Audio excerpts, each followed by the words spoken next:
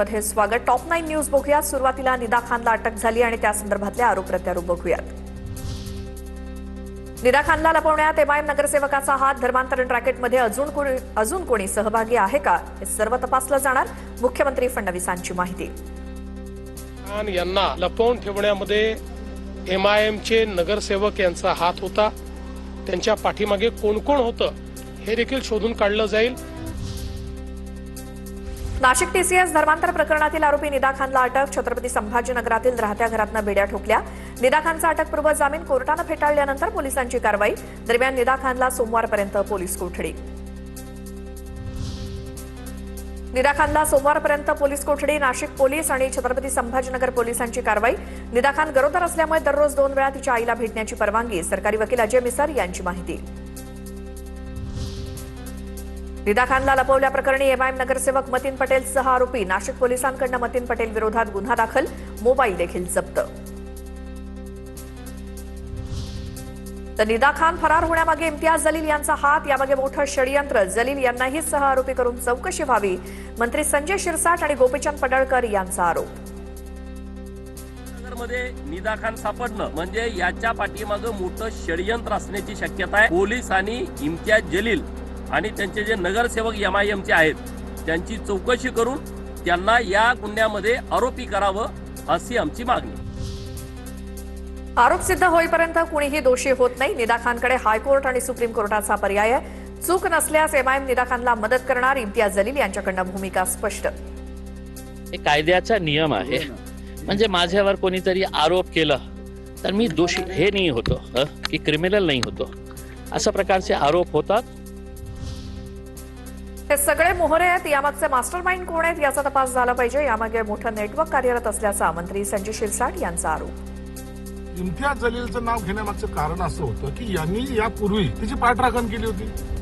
मग एखादा आरोपी जेव्हा निष्पन्न होतो त्याला लपवणं हा सुद्धा एक गुन्हा आहे। निदा खान गरोदर असल्याची माहिती ताब्यात घेतल्यानंतर निदा खानची टेस्ट केल्यानंतर ही माहिती समोर। टेस्टमध्ये निदा 2 महिन्यांची गरोदर असल्याचं स्पष्ट।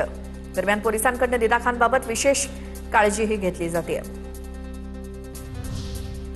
छत्रपती संभाजीनगर हे पूर्वीपासून सिमीचं केंद्र। एमआयएमची लोक देखील सिमीच्या संबंधात आहेत का याची चौकशी झाली पाहिजे, मंत्री राधाकृष्ण विखे पाटील यांची मागणी। संभाजीनगर हे पूर्वीपासून सिमीचं केंद्रच होतं, त्यामुळे एमआयएमची लोक सुद्धा सिमीची संबंधित आहेत का याचं सुद्धा मराठी सरकारने याची सुद्धा चौकशी केली पाहिजे।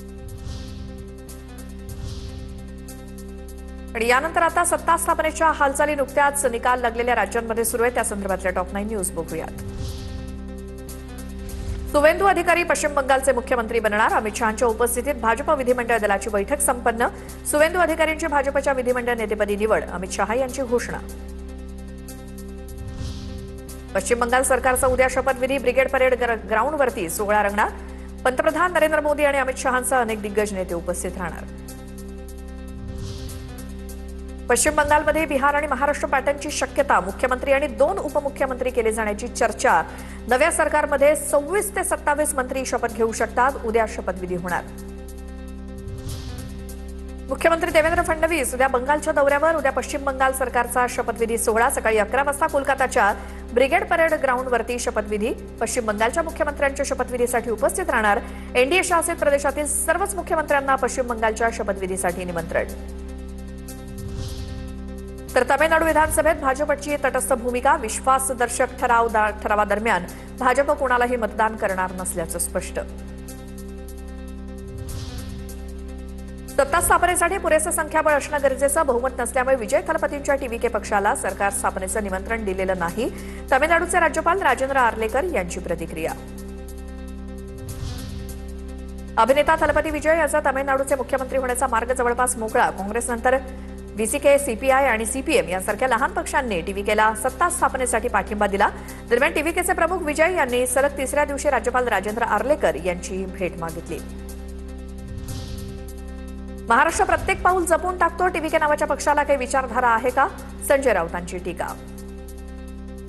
नावाचे काय पक्ष आला काय त्याला आगापिछा आहे का? एक कलाकार आहे, पक्ष उभा केला, लोकांनी मतदान केलं। एम के स्टॅलिन हे उत्तम काम करत होते, उत्तम मुख्यमंत्री होते। डीएमके खासदार कनिमोझी यांचं लोकसभा अध्यक्षांना पत्र. लोकसभेतील आसन व्यवस्थेमध्ये बदल करण्याची कनिमोझी यांची मागणी. काँग्रेससोबतची आघाडी संपुष्टात आल्यामुळे लोकसभेत काँग्रेससोबत बसणं योग्य नाही. डीएमके संसदीय पक्षासाठी स्वतंत्र आसन व्यवस्था करण्याची पत्रामधनं विनंती. आता टॉप 9 मोठ्या राजकीय घडामोडी बघूयात. 2029 ला देखील सुनेत्रा पवार बारामतीतनं निवडणूक लढवतील. सुनेत्रा पवारांनी मुख्यमंत्री व्हावं अशी बारामतीकरांची इच्छा. जय पवारांचं वक्तव्य. तर मुख्यमंत्रीपदासाठी लागणारं संख्याबळ फडणवीसांकडे. जयकुमार गोरेंची प्रतिक्रिया. वहिनी राज्याच्या मुख्यमंत्री झाल्या तर पहिला हार मी घालेन. खासदार सुप्रिया सुळेंची प्रतिक्रिया. जय पवारांच्या सुनेत्रा पवार या मुख्यमंत्री व्हाव्यात या बारामतीकरांची इच्छा. या वक्तव्यावरती सुळेंची प्रतिक्रिया. जर मुख्यमंत्री या राज्याचा झाला तर पहिला हार मीच त्यांना घालीन. 29 मध्ये आता कोण कुठल्या पक्षातून कोण कुठल्या आघाडीत युती लढतंय हे 29 मध्येच कळेल ना. तेव्हा भाजपसोबत युती केली नसती तर आम्ही महाराष्ट्रात स्वबळावरती आलो असतो. संजय राऊत यांचं मोठं वक्तव्य. बाबरी उद्ध्वस्त केल्यानंतरच्या घडामोडी आणि देशात निवडणूक न लढवण्याच्या बाळासाहेबांच्या निर्णयाची पार्श्वभूमी सांगताना राऊतांचं वक्तव्य. महाराष्ट्रामध्ये जर आम्ही भारतीय जनता पक्षाबरोबर युती केली नसती हिंदुत्वाच्या मुद्द्यावर तर महाराष्ट्रामध्ये आम्ही स्वबळावर सत्तेत आलोच असतो. युती केली म्हणजे आमचाच मुख्यमंत्री व्हावा असं थोडंच असतं. आम्ही शिवसेनेकडनं एकनाथ शिंदे यांना मुख्यमंत्री म्हणून पाहू. यात भाजपवाल्यांना वाईट वाटून घेण्याचं कारण काय? जय पवार यांच्या वक्तव्यावर बच्चू कडूंची प्रतिक्रिया. आम्ही शिवसैनिक म्हणून एकनाथजी शिंदेंनाच मुख्यमंत्री म्हणून पाहू. भाजपवाले फडणवीस साहेबांना म्हणेल, राष्ट्रवादी पवार ताईंना म्हणेल. याच्यात गैर काय आहे? त्यात भाजपवाल्यांनी वाईट वाटून घ्यायचं कारण तरी काय आहे? सुनेत्रा पवारांनी मुख्यमंत्री व्हावं किंवा नाही हा त्यांचा प्रश्न. विनायक राऊतांची प्रतिक्रिया. तर 2029 ला भाजप स्वतःच्या ताकदीवरती निवडणूक लढणार. शिंदेची सेना आणि राष्ट्रवादीला भाजप बाजूला फेकून देणार. विनायक राऊतांचा अंदाज. सुनेत्राताईंनी मुख्यमंत्री व्हावं की न व्हावं हा त्यांचा विषय आहे. 2029 सालची जी निवडणूक आहे हा भारतीय जनता पक्ष स्वतःच्या ताकदीवरच लढेल आणि एकनाथ शिंदे गटाला आणि अजित पवार गटाला हे बाजूला फेकलेले असतील त्यांनी. संदेश पारकर शिंदेसेनेत प्रवेश करणार. कार्यकर्त्यांची चर्चा करून लवकरच निर्णय घेणार असल्याची माहिती. जिल्ह्याच्या विकासासाठी सत्तेत असणं गरजेचं संदेश पारकर यांचे स्पष्ट संकेत. तर त्यांनी ठाकरे सेनेचा राजीनामा दिल्याचं वैभव नाईक यांचं वक्तव्य. संदेश पारकर यांनी याआधीच उद्धव ठाकरे गटाचा राजीनामा दिलेला आहे आणि त्यामुळे आम्ही शिवसेनेमध्ये आपण बघितलं गेल्या 5-6 महिन्यामध्ये ते सक्रिय शिवसेनेमध्ये नाही आहेत. आम्ही संदेश पारकर यांच्यावरती पाणी सोडलंय. ठाकरे सेनेचे नेते विनायक राऊत यांचं वक्तव्य. संदेश पारकर शिंदेच्या शिवसेनेच्या वाटेवर असल्याच्या चर्चांच्या पार्श्वभूमीवर वक्तव्य.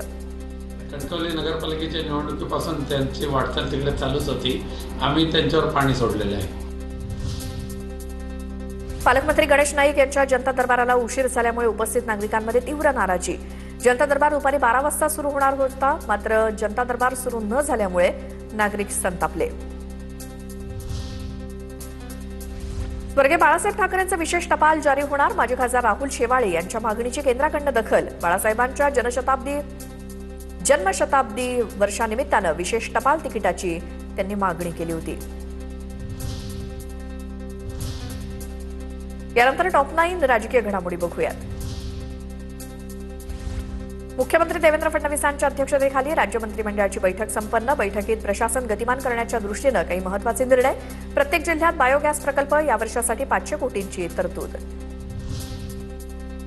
महाराष्ट्रातील 5,000 कोटींची सरकारी जमीन कोर्टाच्या आदेशानं एका खासगी व्यक्तीला दिली. वडेट्टीवारांचा गंभीर आरोप. सरकारी जमीन खासगी व्यक्तीला देण्याचा आज कोर्टाचा निर्णय झाला. जमीन देण्याच्या गोष्टीला सरकारी वकिलांनी विरोध का केला नाही? वडेट्टीवारांचा सवाल. हे मॅनेज झाले असतील, त्याच्याकडून काही खाल्ले असतील, त्यासाठी सरकारनं तातडीनं पाऊल उचललं पाहिजे. मी याचं सविस्तर माहिती गोळा करतोय. मी उद्या नागपूरला या संदर्भात प्रेस घेणार आहे.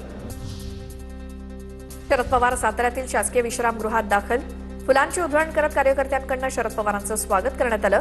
उद्या रयत शिक्षण संस्थेच्या कार्यक्रमाला शरद पवार उपस्थित राहणार. आजारपणानंतर शरद पवारांचा हा पहिलाच दौरा. पश्चिम बंगालमधील भाजपच्या विजयानंतर ट्रम्प यांनी मोदींचं अभिनंदन केल्याच्या बातम्या खोट्या. उद्या ग्रामपंचायत जिंकल्यावर देखील ट्रम्प मोदींचं अभिनंदन करतील. संजय राऊतांची मोदींवर टीका. डोनाल्ड ट्रम्पने म्हणे मोदींचं अभिनंदन केलंय पश्चिम बंगाल जिंकल्याबद्दल. मुळात ती बातमी भारतीय जनता पक्षानं खोटी बातमी पसरवली. काय खेळ चाललाय, काय गंमत चालली आहे सगळे बाबा. जनसेवा कनेक्ट प्रकल्पांतर्गत नूतनीकरण करण्यात आलेल्या या पोस्ट ऑफिसचं उद्घाटन केंद्रीय मंत्री ज्योतिरादित्य शिंदे यांच्या हस्ते आणि मुख्यमंत्री देवेंद्र फडणवीस यांच्या उपस्थितीत संपन्न. मुंबईतील अंधेरी रेल्वे स्थानक पोस्ट ऑफिस आता एका नव्या आणि आधुनिक स्वरूपात नागरिकांच्या सेवेसाठी सज्ज.